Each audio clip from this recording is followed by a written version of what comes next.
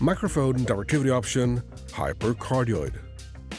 In this segment, we're going to cover one of the microphone directivity options that are available to choose from when using the ADECIA solution with the RM-TT tabletop array microphone. The default directivity is the unique Yamaha auto voice tracking.